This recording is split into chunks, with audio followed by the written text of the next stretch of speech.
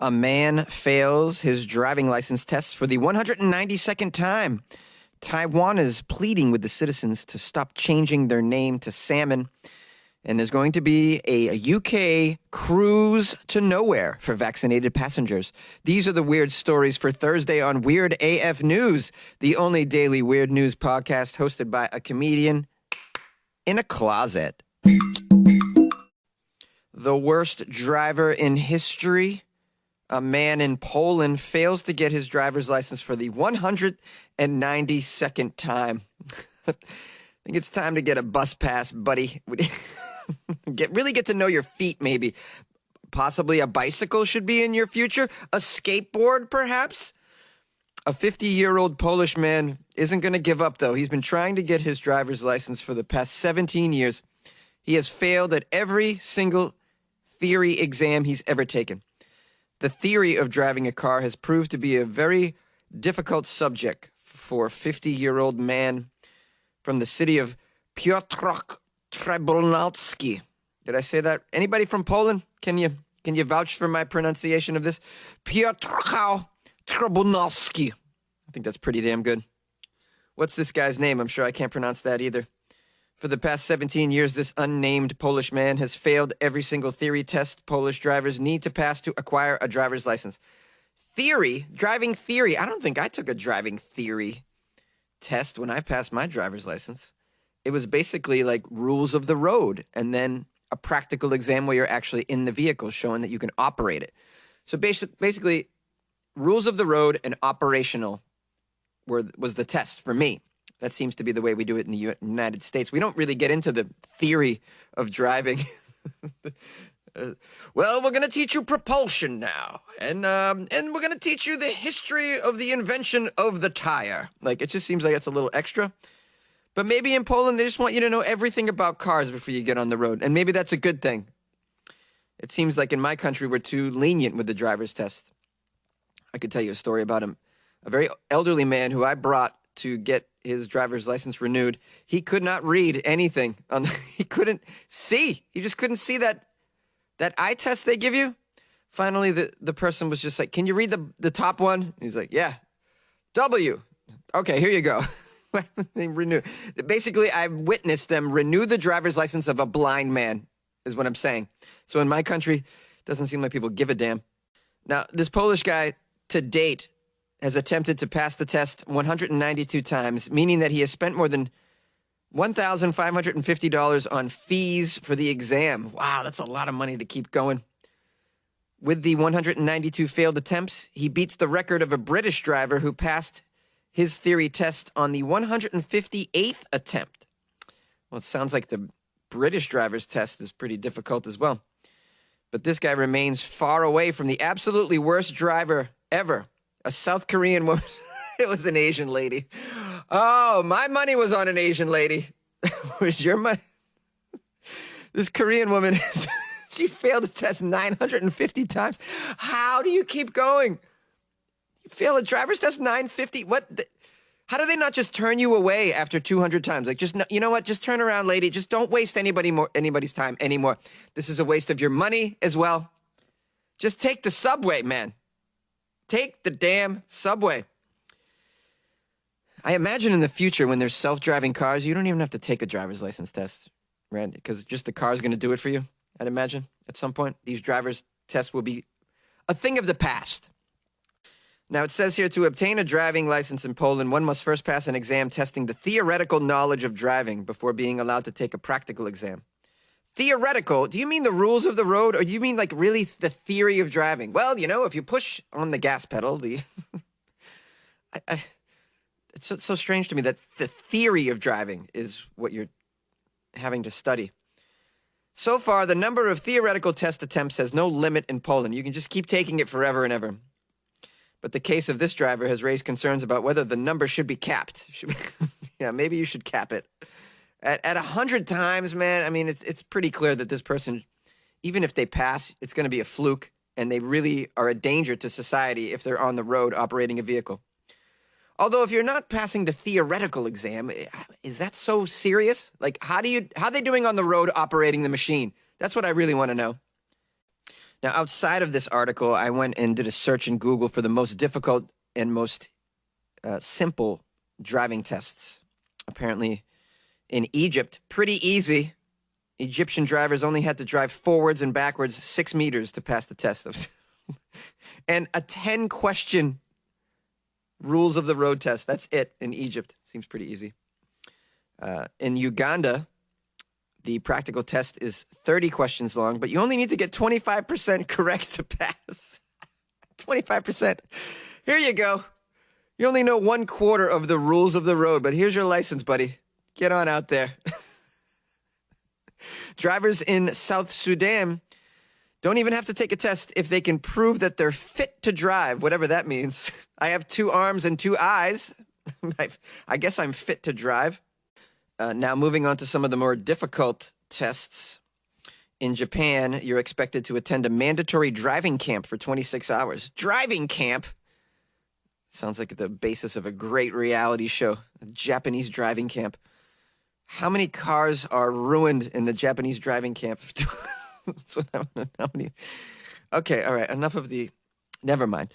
The requirements also involve taking a theory exam, 5 days of driving practice, and a practical exam as well. Wow, so much. So much.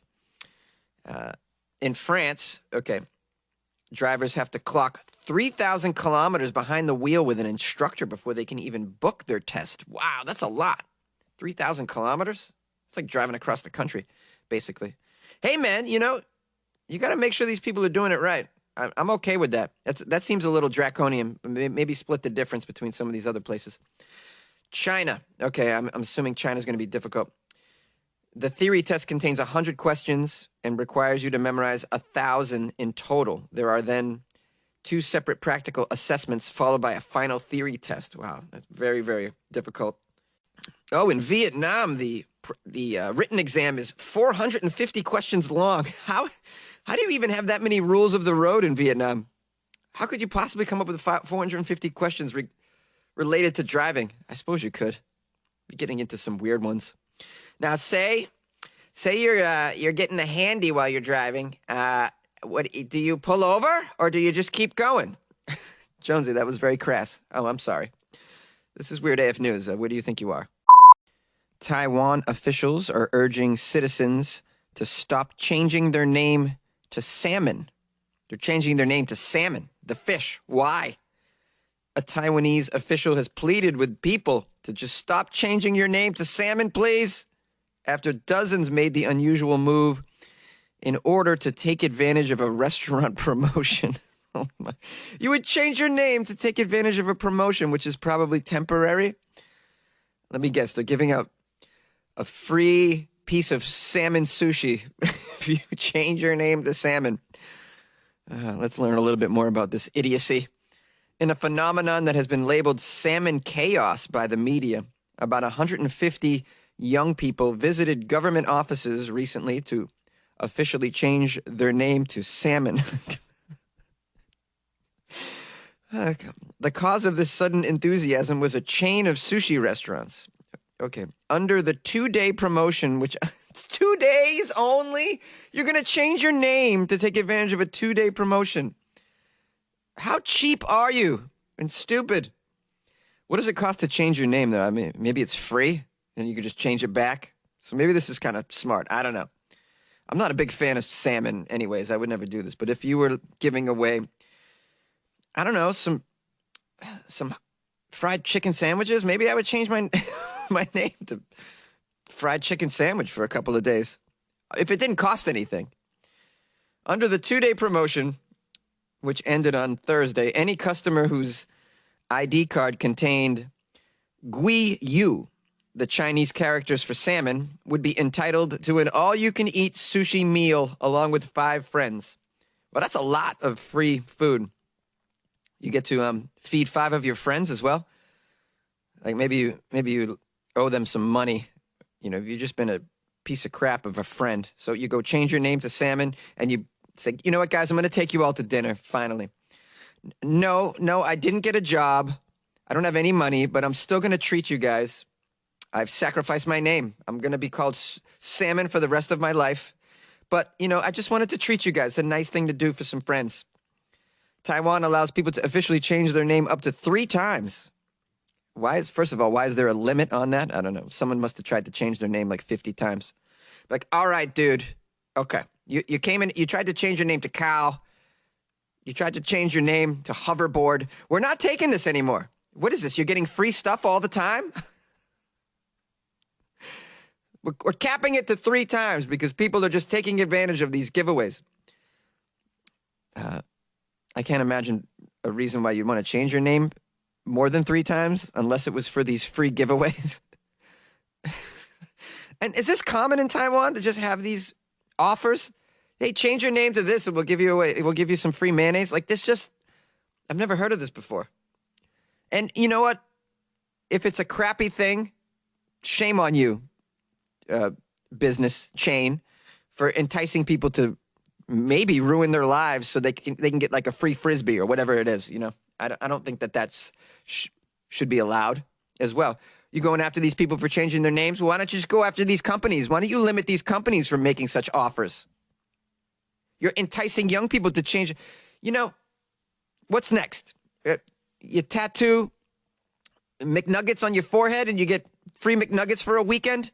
I mean, where does it end is what I'm wondering. Maybe this is just my concern. Taiwanese officials aren't very amused, it says. This kind of name change not only wastes time, but causes unnecessary paperwork.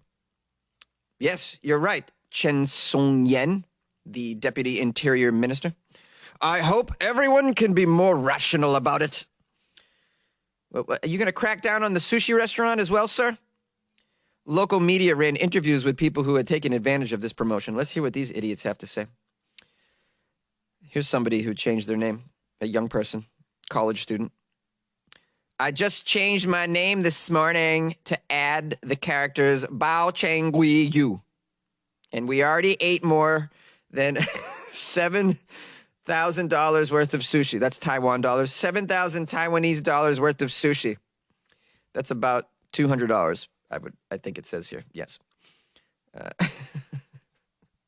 Roughly, my new name means explosive, good-looking salmon. Oh, that's hilarious to change your name to explosive, good-looking salmon. Oh, man, it's like hilarious. Here's another quote from a young girl. I changed my first name to Salmon, and 2 of my friends also did. My friend named himself Salmon Prince, and the other one Salmon King. I changed my name to Salmon Fried Rice. Wow! Unbelievable!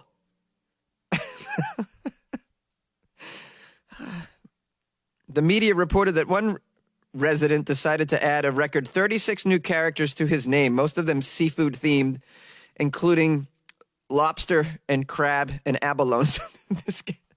This guy changed his name to cover, in case any other offers come up from other restaurants, I got it covered. In case the lobster place runs a promo, in case the crab place runs a promo. Shoot, I even threw tuna in there. My first name is now Eel. Ah, damn, I just threw smoothie in there as well, just in case the smoothie bar runs a promotion. I got smoothie in there. 36 new characters in my name. This is ridiculous. I don't know. Do people not take their names seriously in Taiwan? Maybe that's a thing as well. Well, anyways, my question to you guys, would you change your name for for $7,000 worth of free sushi? Would you do it? Would you change your name to Nick Shrimp Roll? Would you? I'm wondering. Call the show, 646-450-2012. You like podcasts? You're listening to my podcast. Maybe you thought to yourself, I'd like to make a podcast. Too difficult. No, not with Anchor. Anchor has free creation tools that allow you to record and edit your podcast from your phone or your computer. Anchor distributes your podcast to Apple, Spotify, Stitcher, and more. They have advertising integration, so you can even make a little money off your podcast. Everything you need to make a podcast in one place. Download the free Anchor app or go to anchor.fm to get started. And good luck with your podcast. Good luck with your creation. Good luck with your life, man. The UK is offering cruises to nowhere for vaccinated passengers. Yes, British cruise line P&O Cruises has announced it has an offer of cruises to nowhere for vaccinated British travelers this summer. Ooh, a cruise to nowhere. Wouldn't you like to know the details? Yes, let's get into it. The voyages will depart in late June from the southern England port of Southampton and navigate the UK coast. There will be no stops. Nothing. We are not stopping. This is a cruise to nowhere. We're going to drive in circles. Instead, the guests will only be able to admire the rugged beauty of the country's coastlines and islands from the ship. Exact routes will be determined by conditions of the sea. Ooh, it's going to be improv the whole way. Ooh, I can't wait for my improvised cruise to nowhere. I hope I get to see some land, maybe some seagulls. P&O is owned by the giant cruise line Carnival. They are following in the footsteps of another UK cruise line called Saga and America's Crystal Cruises. They are all requiring passengers to be vaccinated before they board the ship. Royal Caribbean is also planning a vaccinated passengers-only cruise for its new ship, Odyssey of the Seas. Norwegian Cruise Line, meanwhile, has stipulated that all crew members will need to be vaccinated on future voyages. The P&O voyages will take place initially on the company's Britannia Cruise Line, which usually accommodates 3,647 passengers. Thank you for the statistics here. The crew will not be required to be vaccinated, but will undergo strict testing. Well, maybe you should vaccinate your crew. If your passengers are vaccinated, just spend the extra buck and vaccinate your crew, guys. Don't be cheap. I just had to pull out of that British accent. Man, it took a lot of energy. I'm kind of winded from that. Hold on a second. Let me catch my breath. Whew. God, it's hard being that guy, David Attenborough. Did I get his name right? The nature guy? Yes, look, it's a young duckling scampering across a barren landscape, just trying to live, trying not to be eaten by anything that flies. Anyways, these cruise to nowhere, what do you think? I don't get it. I've never taken a cruise, so I just don't get the cruise thing anyways. I want to get off and explore. I'm an explorer. If I see an island, I'm like, I want to get out there. I want to run around. I don't want to just see stuff from the ship. I mean, fine, when I'm 90 years old, sure. When I can't explore anymore, then I'll just stare at the landscape from the bow and sigh and remember the time when my legs worked. I mean, meanwhile, no, I want to get out there. It should be in a confined space. That's a vacation? Really? I don't know. Not to me. I don't get it. Maybe you guys are into it. But it's certainly not a cruise to nowhere. That's not going to do me any good at all.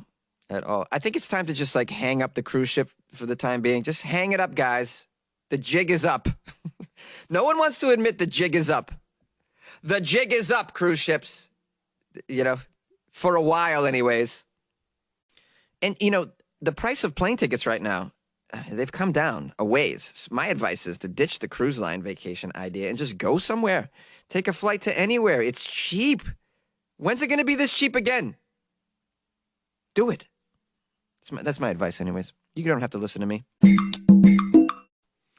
Hello, my glorious listeners of Weird AF News. Thank you for being here. I got my coffee with me. Oh, yeah, loving it. Good times. How do you listen to Weird AF News? Write me an email and tell me. Do you drink coffee? Do you have a beer? Do you just kind of lay in bed? Is it on your commute to work? I'd love to hear how you take it in.